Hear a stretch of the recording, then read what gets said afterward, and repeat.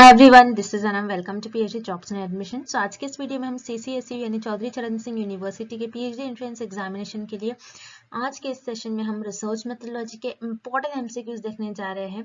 तो जैसे कि आप सभी को पता है, सीसीएसयू के पीएचडी एंट्रेंस एग्जामिनेशन का आपका एग्जामिनेशन जो स्केड्यूल है रिलीज हो चुका। आपका जो एग्जाम है आप PhD entrance examination 3rd and 4th of December को कंडक्ट करवाया जाएगा।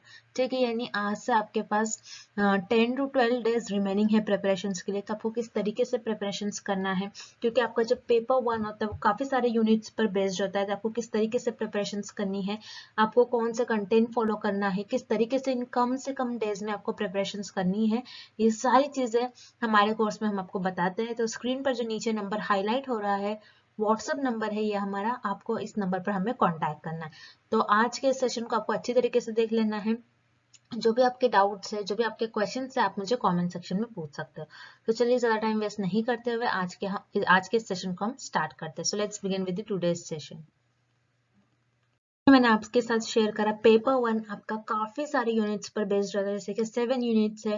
Research methodology, mathematical reasoning, data interpretation, ICT, communication. तो इस तरीके से आपके 7 यूनिट्स पर पेपर 1 बेस्ड होता है, जिसमें हम आपको video lectures, notes, mock test, revision MCQs, PDF, ये सारी चीजें आपको एक ही जगह पर हम प्रोवाइड करते हैं विथ मिनिमम प्राइस। ठीक है, मिनिमम प्राइस में हम आपको ज्यादा से ज्यादा चीजें प्रोवाइड करने की कोशिश करते हैं, जिससे कि आप स्क्रीन पर देख सकते हो। ये सारा कंटेंट आपको हम बायलिंगुअल लैंग्वेजेस में प्रोवाइड करते हैं, यानी Hindi as well as in English, दोनों लैंग्वेज में आपको ये कंटेंट देखने मिलेगा। और यहाँ पर इस कंटेंट की हम गारंटी देते हैं कि हम आपको इतना प्रिपेयर करवा देंगे कि आप एटलीस्ट पासिंग मार्क्स तक मार्क्स स्कोर कर सको।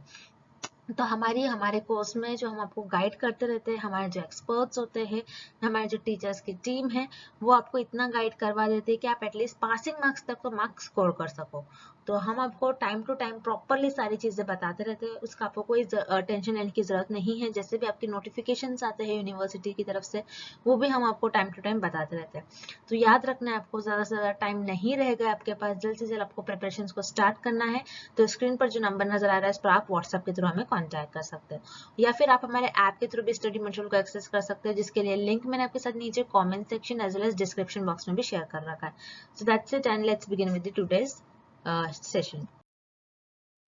All the following are parametric test except. इस क्वेश्चन में हमें फाइंड आउट करना है कि पैरामेट्रिक टेस्ट का टाइप हमें किस ऑप्शन में गिवन नहीं है।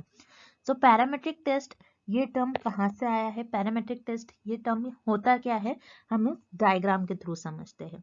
तो याद रखिए, हाइपोथेसिस को हम अपनी रिसर्च में टेस्ट करते हैं। हाइपोथेसिस एक टेंटेटिव स्टेटमेंट होता है जो रिसर्चर के अजम्पशंस और गेसेस पर बेस्ड होता है। तो रिसर्चर जब भी हाइपोथेसिस को टेस्ट करते हैं तो सिर्फ और सिर्फ नल हाइपोथेसिस को टेस्ट करते हैं। नल हाइपोथेसिस को रिसर्चर जब टेस्ट करते हैं उसमें हाइपोथेसिस टेस्टिंग का यूज करते हैं। सो हाइपोथेसिस टेस्टिंग का यूज करने के लिए रिसर्चर को स्टैटिस्टिकल टेस्ट का यूज करते हैं researcher.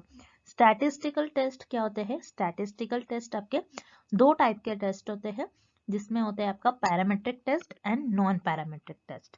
Parametric test, so parametric test क्या होते हैं, जिसमें आप आपकी जो पॉपुलेशन है, पॉपुलेशन का जो डिस्ट्रीब्यूशन है उसको नॉर्मल अज्यूम करते हैं। मतलब आपका जो पॉपुलेशन है इसका डिस्ट्रीब्यूशन कुछ इस तरीके से है, मतलब ये नॉर्मल डिस्ट्रीब्यूशन है।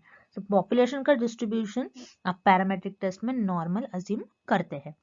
उसी तरीके से नॉन पैरामेट्रिक टेस्ट में आपका जो पॉपुलेशन है उसका डिस्ट्रीब्यूशन आप नॉर्मल अज्यूम नहीं करते हो। सो यही डिफरेंस होता है आपका parametric test and non parametric test. So parametric test के अंदर आपका आता है Z test, t test, F test and ANOVA test. So t test, ANOVA test ये दोनों आपके हो जाएंगे पैरामेट्रिक टेस्ट। तो t test and ANOVA test ये दोनों भी आपके पैरामेट्रिक टेस्ट हो जाएंगे। और नॉन पैरामेट्रिक टेस्ट में आपका क्या आता है? Chi square test, U test and H test. तो उसी तरीके से इस क्वेश्चन में हमें गिवन है मैन विटने यू टेस्ट। तो मैन विटने यू टेस्ट आपका नॉन पैरामेट्रिक टेस्ट में आता है। सो यहाँ पर आपका ऑप्शन सी करेक्ट हो जाएगा। मैन विटने यू टेस्ट आपका पैरामेट्रिक टेस्ट में के अंदर नहीं आता है, बल्कि ये आपका नॉन पैरामेट्रिक टेस्ट के अंदर आता है, जिसमें आपकी जो पॉपुलेशन है उसका डिस्ट्रीब्यूशन को नॉर्मल अज्यूम नहीं करते हो। सो ऑप्शन डी जो आपको गिवन है पियर्सन्स कोरिलेशन कोएफिशिएंट, ये ऑप्शन बस आपको कंफ्यूज करने के लिए गिवन है। सो पियर्सन्स कोरिलेशन कोएफिशिएंट क्या होता है? आपकी कोरिलेशनल रिसर्च में कोएफिशिएंट होता है जिसे हम कहते हैं कार्ल पियर्सन्स कोएफिशिएंट। सो कार्ल पियर्सन्स कोएफिशिएंट आपको बताता है आपके जो वेरिएबल्स है कैसे एक दूसरे से कोरिलेटेड है, क्या परफेक्ट पॉजिटिवली कोरिलेटेड है या फिर परफेक्ट नेगेटिवली कोरिलेटेड है। सो जो ऑप्शन डी आपको गिवन है, ऑप्शन डी का इस क्वेश्चन से कोई लेना देना नहीं है, बस आपको कंफ्यूज करने के लिए ये क्वेश्चन दिया गया है। तो आपका इस क्वेश्चन का करेक्ट ऑप्शन हो जाएगा option C, Mann Whitney U test. Mann Whitney U test आपके नॉन पैरामेट्रिक टेस्ट के अंदर आता है और t test and ANOVA test ये आपके पैरामेट्रिक टेस्ट में आता है, जिसमें आप आपकी जो पॉपुलेशन है उसकी डिस्ट्रीब्यूशन को नॉर्मल अज्यूम कर लेते हो। और मैन विटने यू टेस्ट ये आपके नॉन पैरामेट्रिक टेस्ट में आता है जिसमें आप आपकी पॉपुलेशन का डिस्ट्रीब्यूशन को नॉर्मल अज्यूम नहीं करते हो। सो यहाँ पर आपका ऑप्शन सी करेक्ट हो जाएगा, Mann Whitney U test. Next, measurement of salt tolerance in plant is a variable, which type of variable it is? So यहाँ पर हमें एक क्वेश्चन दिया गया है, एक एग्जाम्पल दिया गया है बेसिकली, और उसे हमें पूछा गया है कि जो एग्जाम्पल हमें दिया गया है ये कौन सा वेरिएबल का एग्जाम्पल होगा। अब यहाँ पर प्लांट में सॉल्ट टॉलरेंस लेवल को मेजर किया जा रहा है कि प्लांट में कितना सॉल्ट टॉलरेंस लेवल है। सो उसको मेजर किया जा रहा है, तो यहाँ पर सॉल्ट टॉलरेंस ये एक वेरिएबल हो गया। अब ये जो वेरिएबल है कौन से टाइप का वेरिएबल है, क्या ये कोफाउंडिंग वेरिएबल है, लैटेंट वेरिएबल या फिर मॉडरेटिंग वेरिएबल, ये हमें पता करना है। सो याद रखिए प्लांट में सॉल्ट टॉलरेंस कितना है इसको हम बेसिकली प्रॉपर वे में मेजर नहीं कर सकते, क्योंकि सॉल्ट में टॉलरेंस लेवल मेजर करना इट्स वेरी डिफिकल्ट। तो ऐसी चीजें जिसको हम डायरेक्टली मेजर नहीं कर सकते हैं, डायरेक्टली याद रखिएगा, ऐसी चीजें जिसे हम डायरेक्टली मेजर नहीं कर सकते हैं उन वेरिएबल्स को कहते हैं लेटेंट वेरिएबल। सो इस क्वेश्चन का आपका राइट आंसर हो जाएगा option B, latent variable. Latent variable ऐसे वेरिएबल होते हैं जिनको आप डायरेक्टली मेजर नहीं कर सकते हो, डायरेक्टली आप उसको आप थोड़ा बहुत उसको ऑब्जर्व तो कर सकते हो, लेकिन उसको डायरेक्टली आप चीजों को मेजर नहीं कर सकते हो, तो उसे हम कहते हैं लेटेंट वेरिएबल। उसी तरीके से जो रिमेनिंग ऑप्शन उन्हें भी हम देख लेते हैं। कोफाउंडिंग वेरिएबल, कोफाउंडिंग वेरिएबल क्या होते हैं? ये भी आपके एक्सट्रेनियस वेरिएबल की तरह होते हैं जो कि आपके डिपेंडेंट वेरिएबल को अफेक्ट करते हैं और डिपेंडेंट वेरिएबल को हार्म करते हैं। और कोफाउंडिंग वेरिएबल से जो बायसनेस है ये बायसनेस को इंक्रीज करती है। सो यहाँ पर इस क्वेश्चन में हमें ऐसे रिलेटेड कुछ नहीं पूछ रहा है, सो यहाँ पर आपका ऑप्शन ए इनकरेक्ट हो जाएगा। उसी तरीके से option C, moderating variable. Moderating variable क्या होते हैं? जो कि आपके independent variable and as well as dependent variable, ये दोनों भी वेरिएबल को हार्म करते हैं, इन दोनों भी वेरिएबल को अफेक्ट करते हैं, उसे हम कहते हैं मॉडरेटिंग वेरिएबल। सो यहाँ पर क्वेश्चन में हमें इंडिपेंडेंट और डिपेंडेंट वेरिएबल से क्वेश्चन नहीं पूछा गया है, बल्कि हमें एक ऐसा वेरिएबल दिया गया है जिसको हमें मेजर करना है, जिसे हम डायरेक्टली मेजर भी नहीं कर सकते, सो उसे हम कहते हैं लेटेंट वेरिएबल, ना कि मॉडरेटिंग वेरिएबल। तो इस क्वेश्चन का आपका ऑप्शन भी करेक्ट हो जाएगा। Next, what is the use of factorial analysis? इस क्वेश्चन में हमें पूछ रहा है कि फैक्टोरियल एनालिसिस का यूज क्या होता है। सो याद रखिए रिसर्च में एक टर्म होता है फैक्टोरियल एनालिसिस, जिसका मतलब होता है कि reduction of data. So factorial analysis, अगर आपके पास बहुत ज्यादा डेटा होगा रिसर्च में, तो जो अननेसेसरी डेटा होगा उसको रिड्यूस करने के लिए फैक्टोरियल एनालिसिस का यूज करा जाता है।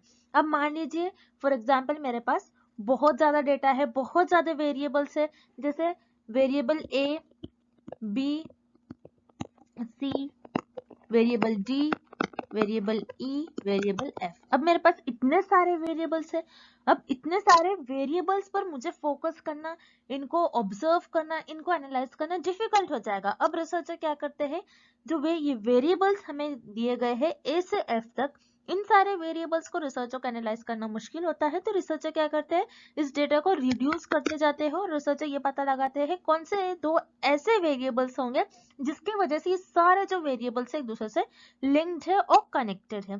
सो जैसे मैं यहाँ पर देखूंगी कि यहाँ पर जो वेरिएबल बी है और वेरिएबल डी है, ये दोनों एक ऐसे वेरिएबल्स है जिसकी वजह से ये सारे वेरिएबल्स एक दूसरे से लिंक्ड है, सारे वेरिएबल्स एक दूसरे से कनेक्ट है।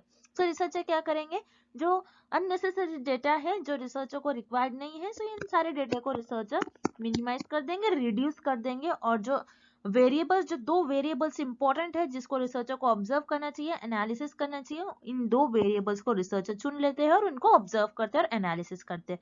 सो बेसिकली फैक्टोरियल एनालिसिस का मीनिंग क्या होता है और यूज क्या होता है कि रिसर्च में बहुत ज्यादा डेटा होने की वजह से रिसर्चर उन चीजों को, उन वेरिएबल्स को ऑब्जर्व नहीं कर पाते, एनालिसिस नहीं कर पाते, क्योंकि बहुत ज्यादा डेटा होने की वजह से रिसर्च जो होगी कॉम्प्लेक्स वे की तरफ चली जाएगी।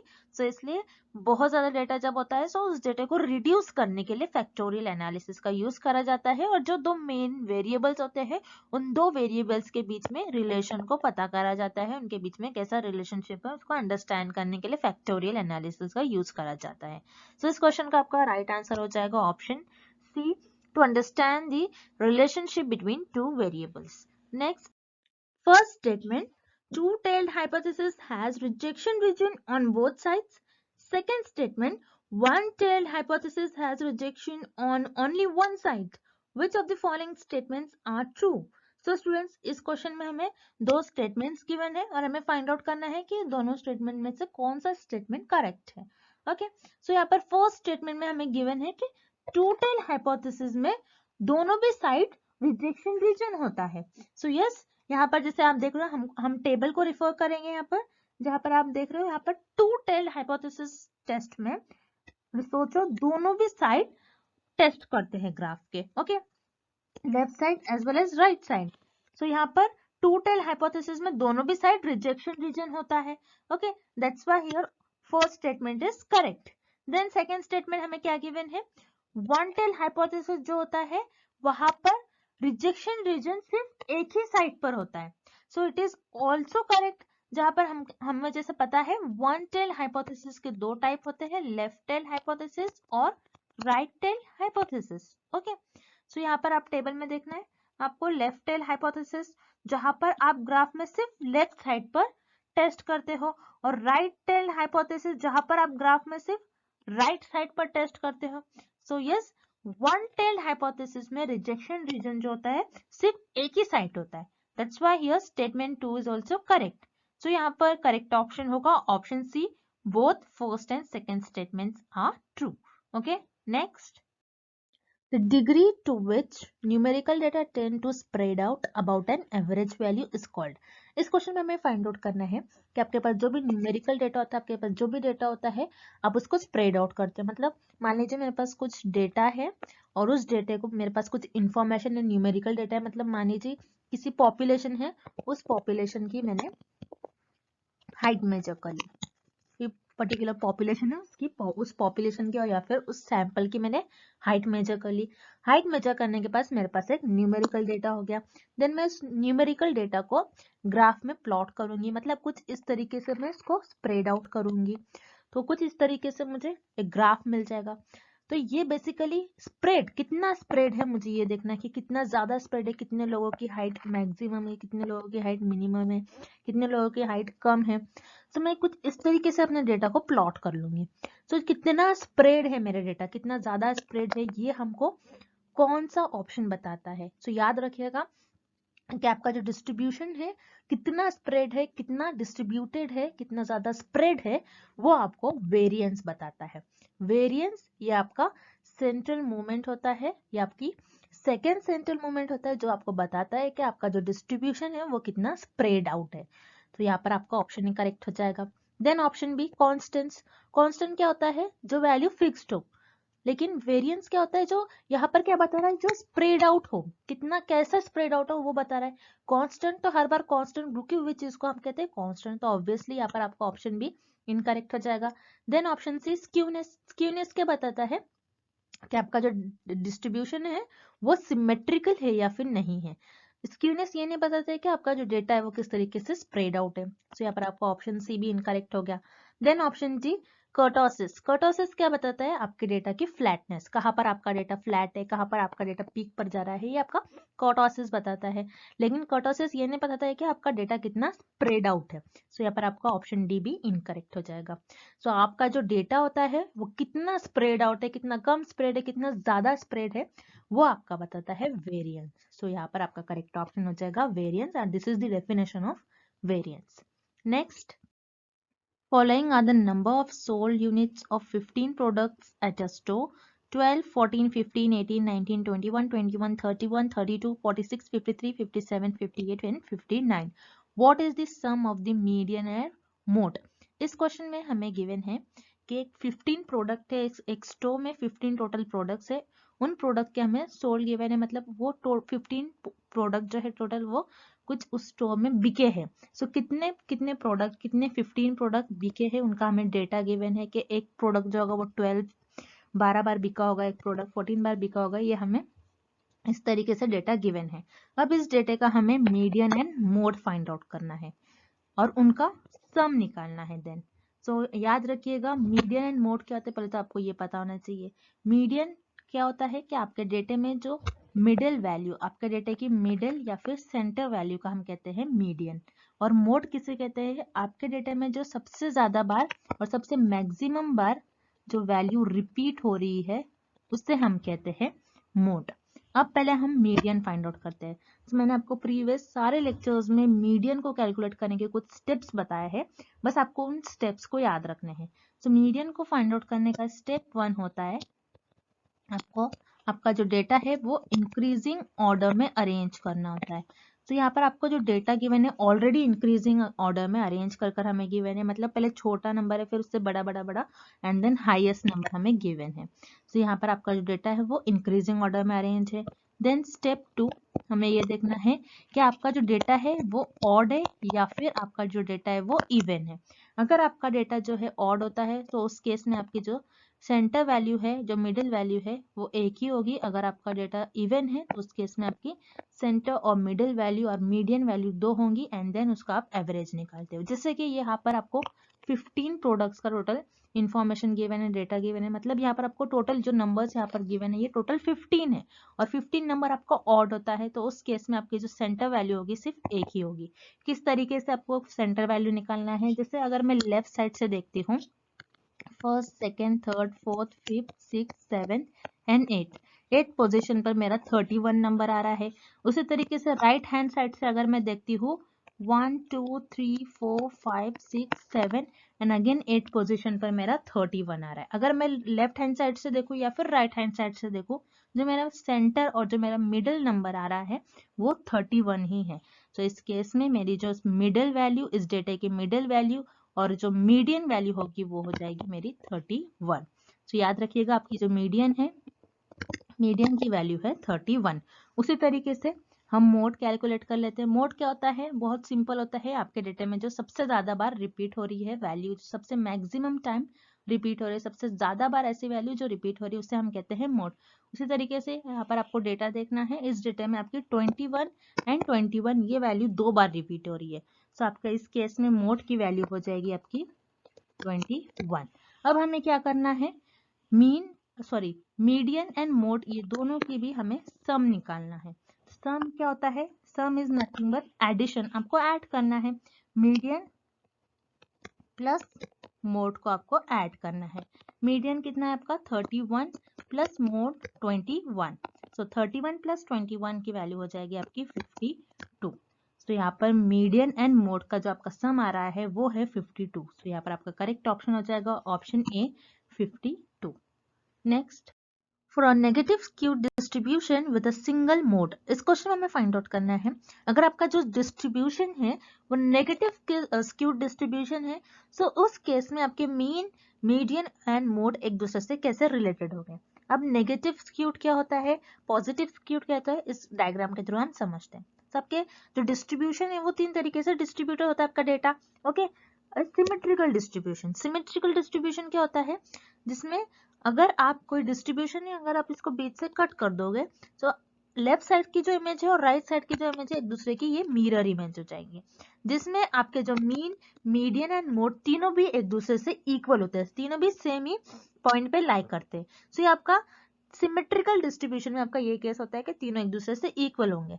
ओके, देन पॉजिटिव स्क्यूड क्या होता है, पॉजिटिव स्क्यू में आपका जो डिस्ट्रीब्यूशन है वो लेफ्ट साइड में टिल्टेड होगा, कुछ इस तरीके से आपका पॉजिटिव स्क्यू डिस्ट्रीब्यूशन दिखेगा, जिसमें सबसे छोटा मीन मोड होता है, फिर उसके बाद मीडियन एंड लास्ट सबसे लार्ज वैल्यू आपकी मीन की होती है। सो ये आपका पॉजिटिव स्क्यूड में होता है। और नेगेटिव स्क्यूड में क्या होता है, नेगेटिव स्क्यूड में आपका जो डिस्ट्रीब्यूशन है वो राइट साइड पर टिल्टेड होगा, जिसमें आपके सबसे छोटी मीन होता है, देन उससे बड़ा आपका मीडियन होता है एंड सबसे ज्यादा हाईएस्ट वैल्यू आपके मोड की होती है। सो ये केस हमें ऑप्शन बी में गिवन है, mean is less than equal to median and median is less than equal to mode. तो नेगेटिव स्क्यू डिस्ट्रीब्यूशन में मीन, मीडियन एंड मोड कुछ इस तरीके से एक दूसरे से रिलेटेड हो गए, दैट्स व्हाई आपका करेक्ट ऑप्शन हो जाएगा option B. Next, type 2 error is also known as, इस क्वेश्चन में हमें फाइंड आउट करना है कि टाइप 2 एरर को और हम क्या कहते हैं। सो टाइप 2 एरर होता क्या है, किस तरीके से टाइप 2 एरर ये टर्म यूज में आया है, इस टर्म का मतलब क्या होता है आपको पहले तो ये पता होना चाहिए। सो याद रखिएगा, रिसर्चर जब अपनी रिसर्च में हाइपोथेसिस को टेस्ट करते, रिसर्चर पहले अपनी रिसर्च में हाइपोथेसिस को टेस्ट करते, तो रिसर्चर से हाइपोथेसिस को टेस्ट करने में कुछ मिस्टेक्स हो जाती है, सो उसी मिस्टेक्स को हम कहते हैं एरर्स। सो उसी तरीके से एरर्स के भी टाइप होते हैं, type 1 error, type 1 error and type 2 error. अब इस क्वेश्चन में हमें पूछ रहा है कि टाइप 2 एरर को और हम क्या कहते हैं। सो याद रखिएगा, टाइप 2 एरर को हम कहते हैं फॉल्स नेगेटिव। अब जैसे कि इस टेबल से आपको याद रखना है कि टाइप 1 एंड टाइप 2 एरर क्या होता है, और टाइप 1 एरर और टाइप 2 एरर को और हम क्या कहते हैं। तो टाइप 1 एरर कब होता है, जब आपकी नल हाइपोथेसिस ट्रू होती है फिर भी आप उसको रिजेक्ट करते हो, सो वो हो जाती है आपकी टाइप 1 एरर। और टाइप 2 एरर कब अकर होता है, जब आपकी नल हाइपोथेसिस फॉल्स होती है, फॉल्स होने के बावजूद आप उसको एक्सेप्ट कर लेते हो, तब वो हो जाता है आपका type 2 error. Okay, clear. Then अब इस क्वेश्चन में हमें पूछ रहा है कि टाइप 2 एरर कब होता है, क्योंकि टाइप 2 एरर कब होता है, जब आपकी नल हाइपोथेसिस फॉल्स होती है फिर भी आप उसको एक्सेप्ट करते हो, तब होता है आपका टाइप 2 एरर। तो आपकी नल हाइपोथेसिस फॉल्स है, इनकरेक्ट है, मतलब आपकी जो नल हाइपोथेसिस है ये नेगेटिव है, और आपने क्या कर लिया यहाँ पर, आपका डिसीजन क्या था, इनकरेक्ट डिसीजन था, आपका डिसीजन रॉन्ग था, मतलब ये ऑलरेडी आपकी नल हाइपोथेसिस फॉल्स थी लेकिन फिर भी आपने उसको एक्सेप्ट कर लिया, तो आपका जो डिसीजन था यहाँ पर ये फॉल्स था, इसीलिए टाइप 2 एरर को हम कहते हैं फॉल्स नेगेटिव। उसी तरीके से टाइप 1 एरर का भी आप देख लीजिए, एग्जाम में type 1 error is also known as, ऐसा भी क्वेश्चन आ सकता है, तो उस केस में आपका आंसर हो जाएगा फॉल्स पॉजिटिव। अब टाइप 1 एरर को हम फॉल्स पॉजिटिव क्यों कहते हैं, क्योंकि यहाँ पर आप देखिए आपकी जो नल हाइपोथेसिस होती है वो ट्रू होती है फिर भी आप उसको रिजेक्ट करते हो, तब आपका होता है टाइप 1 एरर। सो यहाँ पर आपकी जो नल हाइपोथेसिस है ट्रू है, मतलब ये पॉजिटिव सेंस कर रहा है, आपकी नल हाइपोथेसिस ट्रू है, लेकिन आपने यहाँ पर कैसा डिसीजन ले लिया, इनकरेक्ट डिसीजन ले लिया, फॉल्स डिसीजन ले लिया, ट्रू होने के बाद भी आपने इसको रिजेक्ट कर दिया, तो आपका डिसीजन फॉल्स था। तो टाइप 1 एरर को हम कहते हैं, टाइप 1 एरर को हम कहते हैं false positive and type 2 error is also known as false negative. तो आपको ये रिलेशन याद रखना है, टाइप 1 एरर को और हम क्या कहते हैं एंड टाइप 2 एरर को और हम क्या कहते हैं, तो ये एग्जाम में आने के चांसेस है, this is very important question. So type 2 error is also known as false negative, so यहाँ पर आपका ऑप्शन भी करेक्ट हो जाएगा। Next, research studies which determine the frequency with which something occurs or its causal association with something else is called। इस question में हमें एक डेफिनेशन गिवन है, हमें फाइंड आउट करने की डेफिनेशन किस रिसर्च की डेफिनेशन होगी। अब इस डेफिनेशन में हमें ये गिवन है कि एक रिसर्च है जो फ्रिक्वेंटली फेनोमेना जो अकर होते हैं उनको डिटरमाइन करने के काम आती है और जो कोई किसी प्रॉब्लम का कॉज बताती है, वो कौन सी रिसर्च होती है, वो रिसर्च होती है आपकी डायग्नोस्टिक रिसर्च। तो डायग्नोस्टिक रिसर्च वो रिसर्च होती है जो किसी फेनोमेना जो फ्रीक्वेंटली अकर हो रहा है कोई फेनोमेना उसको डिटरमाइन करने के काम आती है और किसी प्रॉब्लम का कॉज बताती है। अब जैसे फॉर एग्जांपल आप डॉक्टर के पास जाते हो और आपको जो भी डिसीज हुई, आपकी जो भी प्रॉब्लम है आप बताते हो।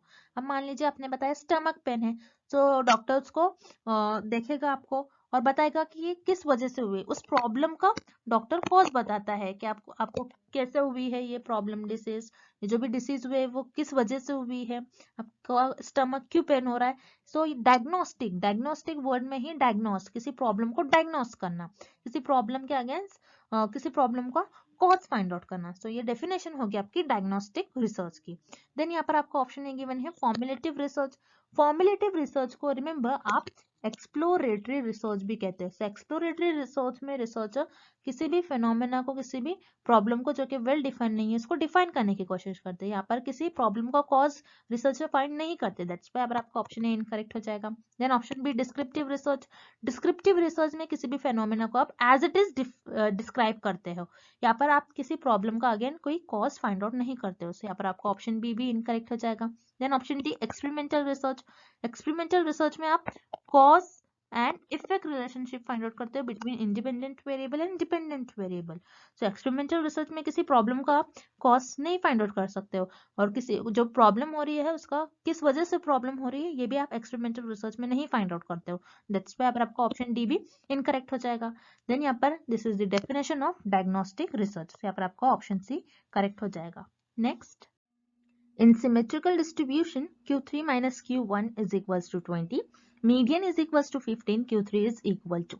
इस क्वेश्चन में हमें q3 minus q1 की वैल्यू गिवन है विच इज 20, मीडियन की वैल्यू गिवन है 15 एंड q3 की वैल्यू हमें फाइंड आउट करना है। सो ये क्या है q3 q1, सो ये होते हैं आपके क्वार्टाइल्स, ये आपके क्वार्टाइल्स होते हैं जो आपका जो डेटा होता है उसको 4 पार्ट्स में डिवाइड करते हैं, 4 इक्वल पार्ट्स में आपके डेटा को डिवाइड करते हैं, उससे हम कहते हैं क्वार्टाइल्स। क्वार्टाइल्स बेसिकली आपके डेटा को बताता है कि आपका डेटा किस तरीके से स्प्रेड है। जैसे कि इस डायग्राम में आपको देखना है, ये आपका जो डिस्ट्रीब्यूशन है ये सिमेट्रिकल है। सिमेट्रिकल डिस्ट्रीब्यूशन में आपने क्या करा, क्वार्टाइल्स करते मतलब आपके डेटा को 4 पार्ट में आपने डिवाइड कर लिया। जैसे ये हो जाएगा आपका Q1, देन ये हो जाएगा आपका Q2 एंड ये हो जाएगा आपका Q3। तो इस तरीके से आपने आपके डेटा को 4 पार्ट्स में डिवाइड कर लिया। ये फर्स्ट पार्ट है, ये सेकंड, ये थर्ड एंड ये लास्ट इज फोर्थ। यस, इस तरीके से आपने 4 पार्ट्स में आपके डेटा को डिवाइड कर लिया, उससे हम कहते हैं क्वार्टाइल्स। देन अब यहाँ पर आप देख रहे हो Q1 का मतलब होता है कि आपका डेटा 25% इस रीजन में लाइक कर रहा है। Q3 का मतलब होता है कि आपका जो डेटा है वो 75% इस रीजन में लाइक कर रहा है, एंड Q2 का मतलब होता है आपका डेटा कुछ इस रीजन में लाइक कर रहा है। अब इस क्वेश्चन में हमें median and Q3 minus Q1 बस इतनी ही वैल्यूज गिवन है जो कि है 20 एंड 15। तो इस क्वेश्चन में हमें बस इन दोनों ही वैल्यू, ये दो ही वैल्यू गिवन है, मतलब इन दोनों के बीच में कुछ ना कुछ रिलेशन है। सो वो रिलेशन का आपका फॉर्मूला आपको याद होना चाहिए, जो होता है आपका इस रिलेशन का जो फॉर्मूला होता है वो होता है, दिस इज वेरी इंपॉर्टेंट, आपको फॉर्मूला याद रखना है। मीडियन का फॉर्मूला होगा इस केस में Q1 plus Q3 divided by 2। So Q1 plus Q3 हमें पता नहीं है, so Q1 plus Q3 divided by 2 as it is होगा। देन मीडियन हमें पता है विच इज 15, सो यहाँ पर आपको क्रॉस मल्टीप्लाई करना है। सो Q1 प्लस Q3 आपका हो जाएगा 30, 15 इंटू 2 हो जाएगा आपका 30। सो ये आपकी इक्वेशन फर्स्ट हो गई। देन उसी तरीके से हमें क्या गिवन है इस क्वेश्चन में, Q3 माइनस Q1 की वैल्यू हमें गिवन है, Q3 माइनस Q1 की वैल्यू जो कि है 20, ये हमारी इक्वेशन 2 हो गई। सो इक्वेशन 1 एंड 2 को हम ऐड करेंगे। ओके, ऐड करने पर आपको क्या मिलेगा, यहाँ पर आपका Q1 नेगेटिव है और ये पॉजिटिव है, सो पॉजिटिव और नेगेटिव कैंसिल हो जाएंगे। Q3 यहाँ पर दोनों भी पॉजिटिव है तो ये कैंसिल नहीं करना है आपको। सो यहाँ पर Q3 2Q3 हो जाएगा इज इक्वल्स टू, इन दोनों को ऐड करना है, 30 प्लस 20 आपका हो जाएगा 50। So Q3 is equals to 50 upon 2। So Q3 की वैल्यू आपकी हो जाएगी 25। सो यहाँ पर आपकी जो Q3 की वैल्यू है वो है 25, दैट्स व्हाई आपका करेक्ट ऑप्शन हो जाएगा option A 25। And thank you for watching this video. Good luck with your preparation and see you tomorrow with another video.